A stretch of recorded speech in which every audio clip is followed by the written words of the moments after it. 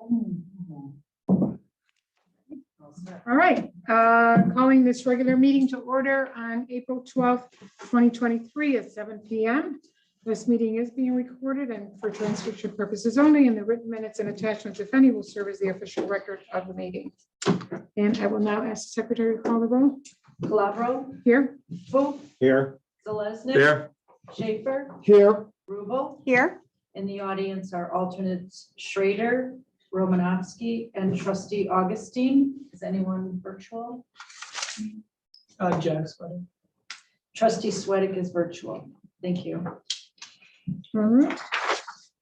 Okay, there should be an attendance sheet going down the line.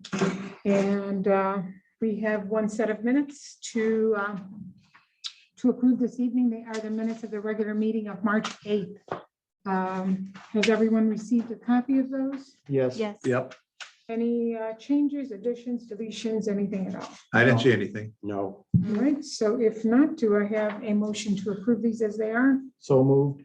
That's Bill in a second. Second. That's Jeff. All in favor, say aye. Aye. All right, we have approval 5-0, and they're coming down for your signature. Okay. We do have a public hearing at the end of the month. It is April 26th.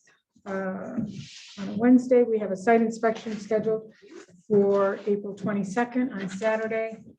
Is there anyone that cannot make it as of now, or any conflict? No. Nope. Is everybody okay? Good as of now. All right, so site inspection, 10 a.m., Saturday, April 22nd. You should have a packet in front of you. And it is regarding a lot split, everything self-explanatory. See everybody there. Somebody was missing. Any questions on that? All right. And then after that, we will have a meeting in May. I don't know that there's anything coming up as far as a public hearing at the end of May as of right now. Also, in front of you, you should have what was finally approved, the changes that were made back in January. Finally, you can put these in your book as far as the organizational procedures. The changes that were discussed were all made. Also, the public hearing procedures, a couple minor changes on that. I believe that in 2021, we kind of did quite a few changes on those.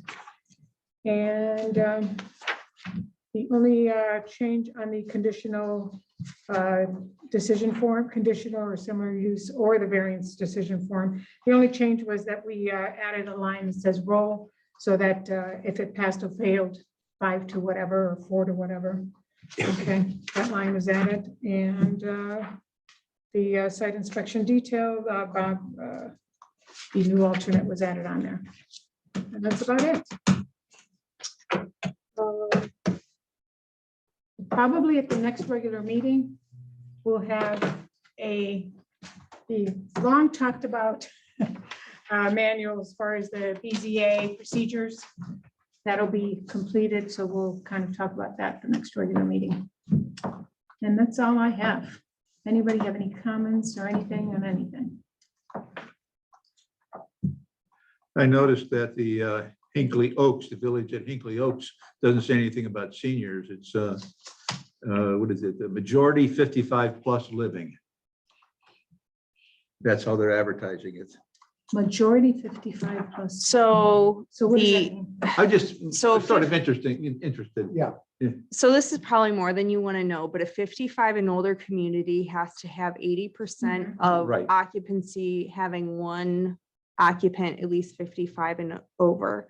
There can be 62 plus communities where everyone has to be within that parameters, but those are very rare because it doesn't allow for family situations and that sort of thing. But Yeah, that came up, I think, Yeah. during the hearing, that 80% had to be Right. one member of the family, One. 55 and yeah, over. so I'm going to be there. How do they really control that? soon. How do they Not me, really, but what's that? But we have our son's in third grade. My husband's. Oh, gonna so you be- could qualify Yeah, yourself? next year, he's gonna be 55, so. I'm sure you're moving there. Yes.